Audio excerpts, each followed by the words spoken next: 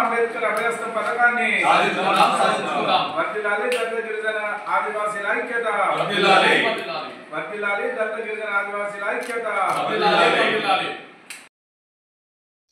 నా బొంకూరు సన్ని సురేందర్ సన్ని అన్న మరియు నరసింహన్న మరియు ఇంకా ఇతరులు రావాలి చాలేదు. ఖమ్మంలో మేము కూడా ఆడాం.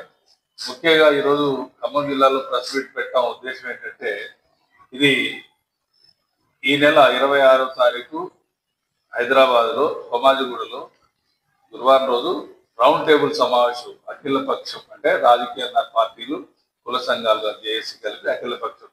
మెయిన్గా ఉద్దేశం ఏంటంటే, ఈ యొక్క ప్రభుత్వం గత ప్రభుత్వం ఏదైతే ఇచ్చి హామీలు తప్పిందో అదే బాటలో ఈ ప్రభుత్వం నడుస్తుంది.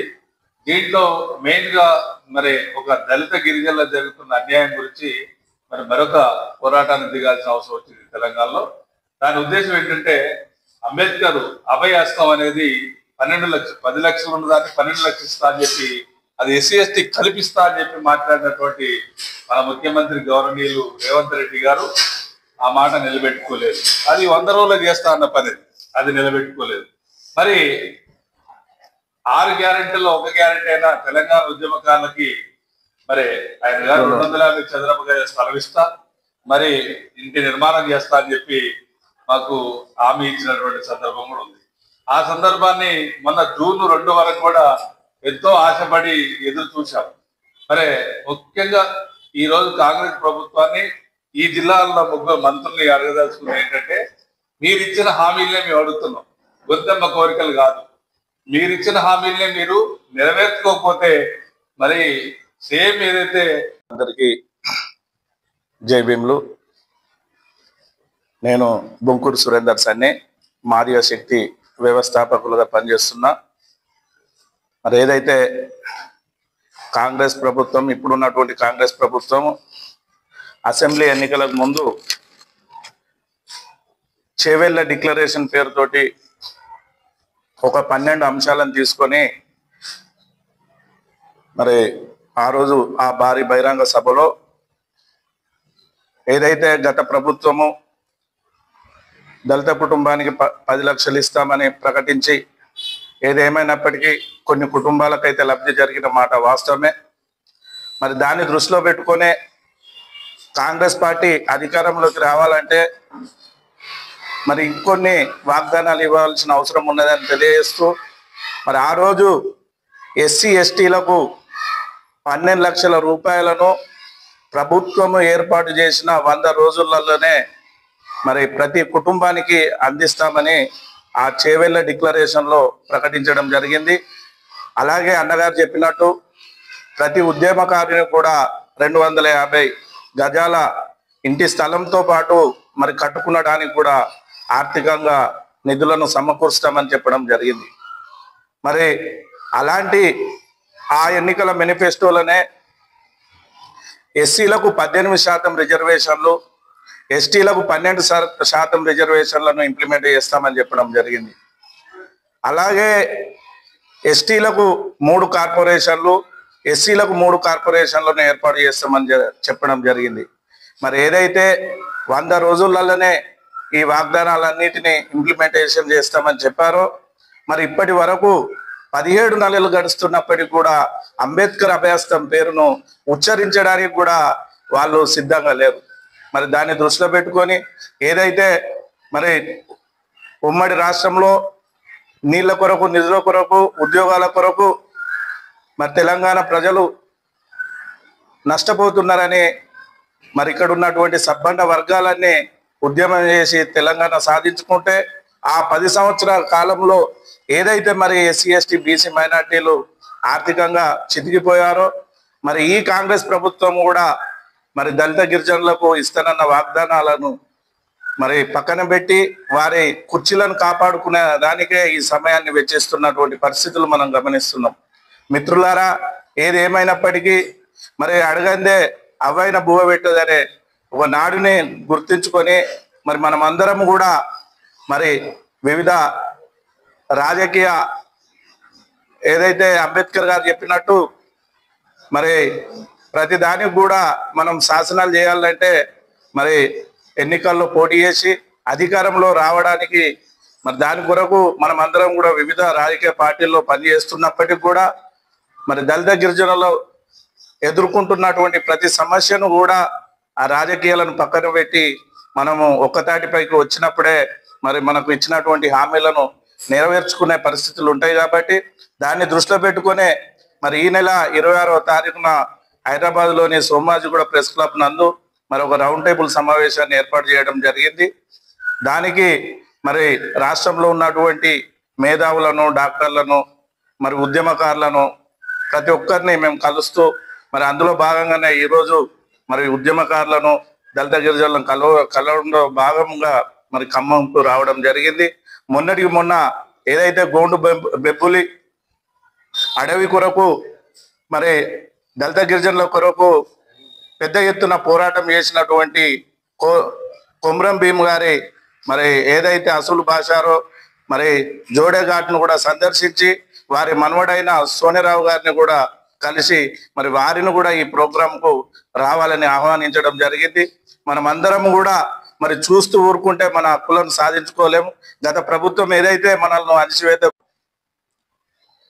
మరి ఖమ్మం పట్టణంలోని మా యొక్క ప్రోగ్రాంని కవర్ చేయడానికి వచ్చిన మీడియా మిత్రులకు ధన్యవాదాలు తెలియజేస్తూ జేబీఎం తెలియజేస్తా ఉన్నాను. మరి ఏదైతే కాంగ్రెస్ ప్రభుత్వం చేవెళ్ళ డిక్లరేషన్ పేరు మీద దళిత గిరిజన ఆదివాసులకు ఒక 12 హామీలు ఇవ్వడం జరిగింది. కానీ ప్రభుత్వం ఏర్పడి దాదాపు 17-18 నెలలు గడుస్తా ఉన్నా ఇప్పటి వరకు ఇచ్చిన 12 హామీలలో ఒక్క హామీని కూడా కనీసం టచ్ చేయలేదు. కాబట్టి మేము కూడా మరి కొత్తగా ఏర్పడిన ప్రభుత్వానికి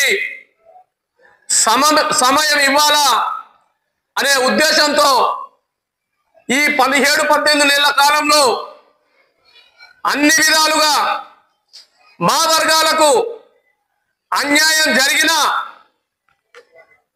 ప్రభుత్వానికి అన్ని విధాలుగా మేము అండగా ఉన్నాం. మరి ఇప్పుడు 18 నెలలు సమయం గడిచినప్పటికీ కూడా వాళ్ళు మాట్లాడటం లేరు. ఇక మేము అడుగుదే తప్ప ఈ సమస్య పరిష్కారం కాదు, మాకు ఇచ్చిన హామీలు పట్ల వాళ్ళు శ్రద్ధ వహించాలనే ఉద్దేశంతో మరి రాష్ట్ర వ్యాప్తంగా ఉన్న అన్ని దళిత గిరిజన ఆదివాసీ సంఘాలను ఏకం చేసి ఈ 26వ తారీఖున హైదరాబాద్ సోమాజిగూడ ప్రెస్ క్లబ్ లో ఒక రౌండ్ టేబుల్ సమావేశం ఏర్పాటు చేయడం జరిగింది. ఈ రౌండ్ టేబుల్ సమావేశం ఈ అంబేద్కర్ అభయస్థం చేవెళ్ళ డిక్లరేషన్ సాధించుకోవడానికి ఇది మొదటి సమావేశం. మరి అన్నగారు చెప్పినట్టు ఈ స్థానిక సమస్యల ఎలక్షన్ల లోపు ఈ యొక్క అంబేద్కర్ అభయస్థం పైన, చేవెళ్ళ డిక్లరేషన్ పైన ప్రభుత్వం రేవంత్ రెడ్డి గారు నోరు విప్పి ఎప్పుడు లోపు అమలు చేస్తారో చెప్పాలని చెప్పి దళిత గిరిజన ఆదివాసీ జేఏసీ తరఫున ప్రభుత్వాన్ని, రేవంత్ రెడ్డి గారిని డిమాండ్ చేస్తా ఉన్నాము. మరి ముఖ్యంగా క్యాబినెట్ లో మాకు దళిత గిరిజన ఆదివాసీ మినిస్టర్లు ఒక 4-5 మంది ఉన్నారు. కనీసం మీరన్నా మీ పార్టీ అంతర్గత సమావేశాలలో, మీ క్యాబినెట్ సమావేశాలలో మన వాళ్ళకి ఇచ్చిన హామీల కోసం మీరు నోరు విప్పాలని చెప్పి మరి దళిత గిరిజన ఆదివాసీ మినిస్టర్లకు నేను మీడియా మిత్రుల ద్వారా విజ్ఞప్తి చేస్తా ఉన్నాను. మీరు ఎమ్మెల్యే అయినప్పటికీ, మీ పార్టీ మీకు టికెట్ ఇచ్చినప్పటికీ అవి రిజర్వ్ స్థానాలు కాబట్టి మీకు అక్కడ టికెట్ ఇవ్వడం జరిగింది. అవి రిజర్వ్ స్థానాలు కాబట్టి మీరు ఎమ్మెల్యేలుగా ఎన్నుకోబడ్డారు. రిజర్వ్ స్థానాలు కాబట్టి మీకు మంత్రివర్గంలో చోటు దొరికి, రిజర్వేషన్ ఉంది కాబట్టి మీకు మంత్రివర్గంలో చోటు దొరికింది. లేకపోతే మిమ్మల్ని ఎవరు కూడా కానేవాళ్ళు కాదు. కాబట్టి ఈ విషయాన్ని గుర్తుపెట్టుకొని మీరు మన వర్గాల తరఫున మీరు ఈ సమస్యను పరిష్కరించాలని చెప్పి కూడా మీకు విజ్ఞప్తి చేస్తా ఉన్నారు. లేకపోతే దళిత గిరిజన ఆదివాసీ ప్రజలకు మీరు ద్రోహం చేసే వాళ్ళు అవుతారని చెప్పి కూడా మీడియా మిత్రులు మీకు విజ్ఞప్తి చేస్తా ఉన్నాను. అదే విధంగా ఈ రాష్ట్రంలో దళిత గిరిజన ఆదివాసీ ప్రజలకు నేను విజ్ఞప్తి చేస్తా ఉన్నాను. తెలంగాణ ఉద్యమంలో మన పాత్ర కీలకం. అదే విధంగా మనకు అన్యాయం జరిగితే టిఆర్ఎస్ పార్టీని గద్దదింపడానికి మన పాత్ర చాలా ఉంది. అదే విధంగా ఇప్పుడు కూడా మన హక్కులు అందరికీ, అదేవిధంగా ఆదివాసీ గిరిజన సంఘాలన్నీ కూడా మోసం చేస్తున్న ఈ ప్రభుత్వాన్ని నిజంగా మేము హెచ్చరిస్తున్నాం. గతంలో అదే ప్రభుత్వం అలాగనే మాటలు ఇచ్చి ఎన్నో వాగ్దానాలు ఇచ్చి మమ్మల్ని అట్టడుగు కుటుంబాలని అట్టడుగు చేసింది. ఎస్సీ ఎస్టీలను బీసీలను కూడా మమ్మల్ని ఒక అణగారిన కుటుంబాల కిందనే లెక్క కట్టి ఈ ప్రభుత్వాలు ఎట్లయితే నడుస్తున్నాయో అదే ప్రభుత్వాలలో మళ్ళీ ఈ కాంగ్రెస్ ప్రభుత్వం కూడా అట్లనే నడుస్తుంది. కాబట్టి మేము నిజంగా అన్నలు అన్నట్టుగా మేము ఏకమైతే నిజంగా మిమ్మల్ని గద్దె దించడానికి కూడా వెనకాడమని చెప్పేసి హెచ్చరిస్తున్నాం. రేవంత్ రెడ్డి గారు, మమ్మల్ని గుర్తించాల్సిన అవసరం మీకు చాలా ఉంది. మేము లేకుండా మీరు ఈరోజు ముఖ్యమంత్రి పదవిలో కూర్చోలేరు కూడా. నెక్స్ట్ క్యాబినెట్ నిజంగా 26వ తారీఖు క్యాబినెట్ మీటింగ్ లో కూడా మేము ఇదే గొంతు ఇప్పుతాం, గలం ఇప్పుతాం. ఇదే గిరిజన రిజర్వేషన్ల పోరాటాల సంఘాలు అన్ని కూడా ఏకమయ్యి మిమ్మల్ని నిజంగా మీరు ఇచ్చిన వాగ్దానాలు మాకు నిజంగానే నెరవేర్చకపోతే మేము ఏం చేయడానికి కూడా వెనకాడమని చెప్పేసి ఈ సభాముఖంగా తెలియజేస్తూ, అలాగే ప్రింట్ మీడియాకి, ఎలక్ట్రానిక్ మీడియా వారికి, ఇప్పుడు చూస్తున్న ప్రజలందరూ కూడా, మా గిరిజన ప్రజలందరూ కూడా ఇది ఒక గుణపాఠంగా మమ్మల్ని చూస్తున్న ఈ చిన్న చూపుకి ఇదంతా హెచ్చరికగా కావాలని చెప్పేసి అందరం ఏకతాటిగా రావాలని చెప్పేసి మనస్ఫూర్తిగా కోరుకుంటూ జై భీమ్. ఈ మాలమానాడు జిల్లా నాయకులుగా ఇప్పుడు అందరూ పెద్దలు స్టేజ్ మీద ఉన్నారు. ఏదైతే ఉద్యమాన్ని ఈ అంబేద్కర్ అభయహస్తం ముందుకు సాగించాలి, 26వ తారీఖు నాడు ఖచ్చితంగా సోమాజిగూడలో రౌండ్ టేబుల్లో చాలా కఠినంగా అది జరుగుతుంది. పెద్దలు మాట్లాడినట్టుగా దాన్ని ముందుకు తీసుకుపోదామని జై భీమ్. ఓకే.